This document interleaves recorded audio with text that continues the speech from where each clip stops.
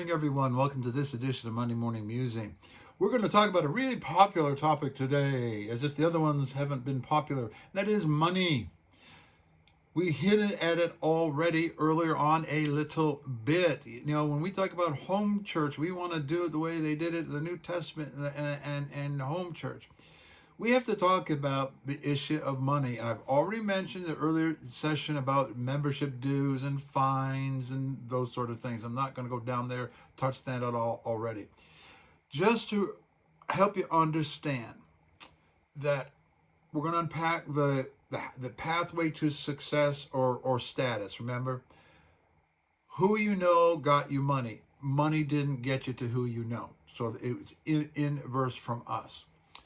Their society, and I have this on another video, both at the webpage and in the library playlist here on YouTube, so I'm not going to unpack it in detail. But it was a patronage society. You had a patron who was wealthy, who basically supported you one way or the other through gifts and exchanges. There was no public welfare.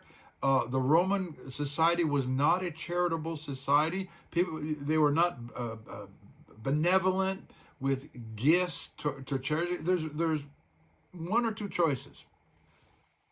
You're wretchedly poor. You're the top 3%.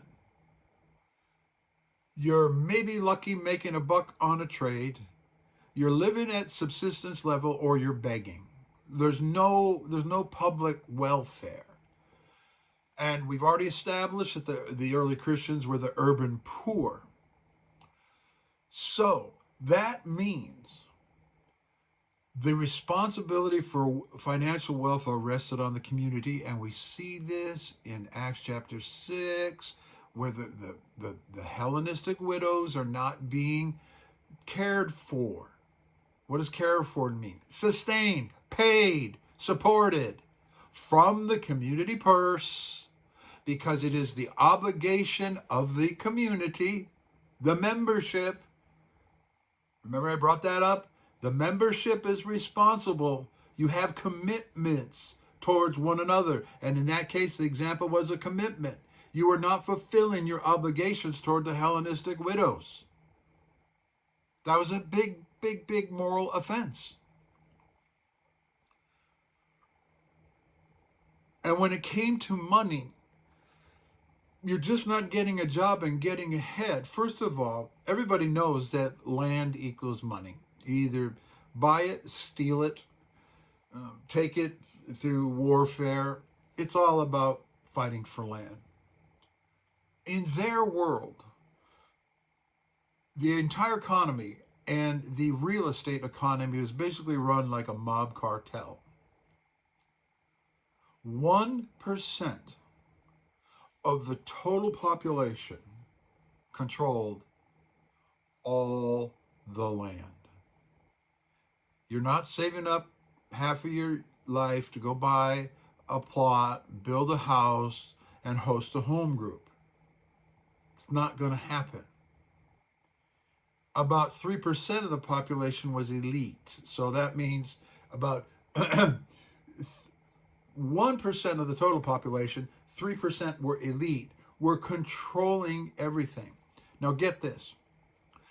84 to 90% of the population were existing at what we would call a subsistence level. What does that mean?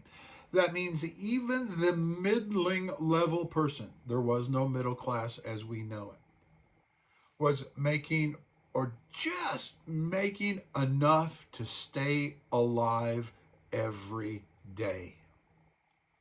So you're not, if you're doing a home church meeting or home church group, you're not likely going to a nice, pleasant building or residence. We've talked about that. These people were desperate. And that's why when the early Christians formed their own subgroup community, their own subgroup guild, or actually the term is collegia, The Romans would have looked, it was where the word we get from college. There was all types of colleges. There was the carpenters college, the fishmongers. They would unite around their trade. And from a Roman perspective, the early Christians would be another collegia. And joining that collegia meant that there was financial responsibilities one to another. Guys, I've been in a lot of organic church meetings, and the only ones that I've heard that teach about money, it's unfortunately the same old hierarchical model of the institution. Only they say it's supposed to be a communal purse, and you're supposed to bring all your money and lay it at the apostles' feet. Well, guess who's teaching that? It's the apostle, so-called apostle, self-appointed apostle, and you're supposed to give all your money to him so he can go build, a church network, and it's a Ponzi scheme, and we're trying to get out of that.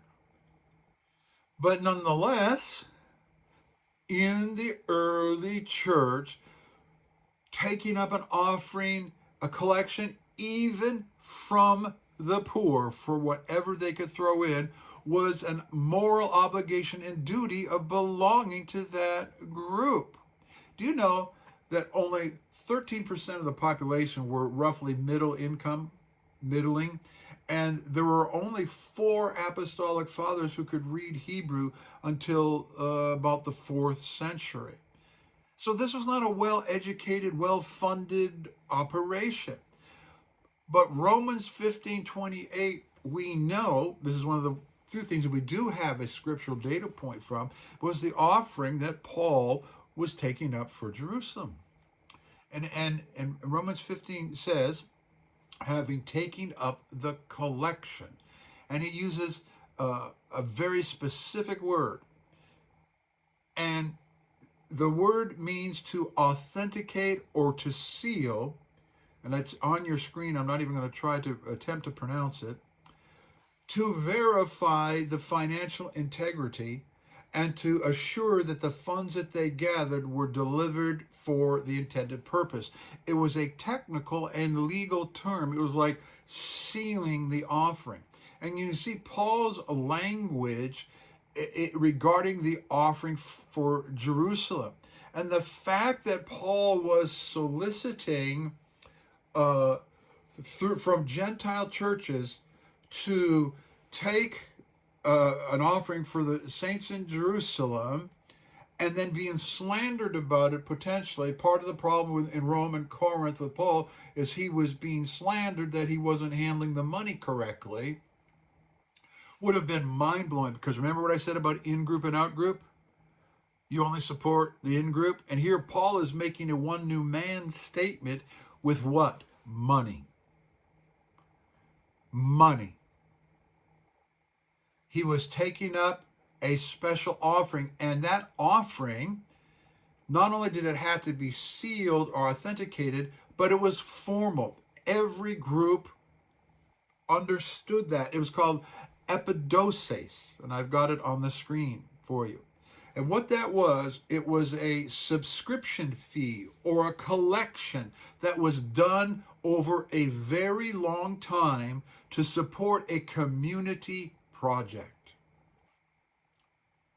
And when it went bad, as things go bad, the rich people would show off their status by the size of their donation. And you've got all those admonitions in the epistle to James, woe to you who are rich and all that.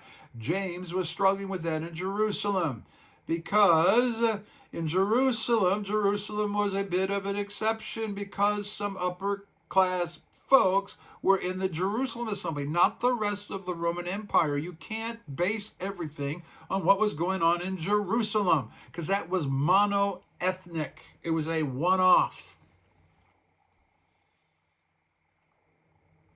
So the epidoses epidosis was the collection of obligation. You were obligated to support the fellow members of your group, your home group.